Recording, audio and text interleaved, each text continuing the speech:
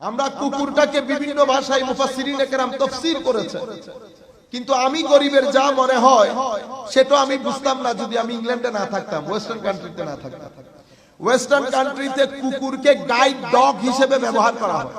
Guide dog মানে অনেক রাস্তার মধ্যে আপনি দেখবেন মানুষটা অন্ধ, তো অন্ধ হওয়ার কারণে ওনার সাথে একটা কুকুর থাকে।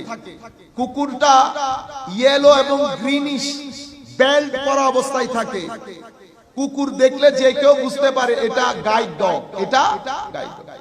তো কুকুরটা ওই ব্যক্তি যেখানে যেখানে যেতে চায় কুকুর ওই ব্যক্তিকে নিয়ে যায়, কুকুর ওই ব্যক্তিকে নিয়ে যায়।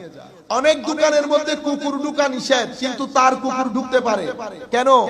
সে গাইড ডগ, মানে সে তার যে মানুষ, এই মানুষকে সে রাস্তা দেখায়, মানুষকে রাস্তা দেখায়।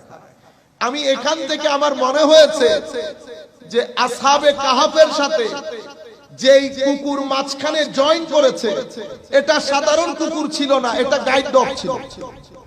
এবং আমার আল্লাহ এই কুকুর ব্যবস্থা করে দিয়েছেন, কারণ তারা তো এলাকা সম্পর্কে জানতেন না, রাস্তাঘাট সম্পর্কে জানতেন না।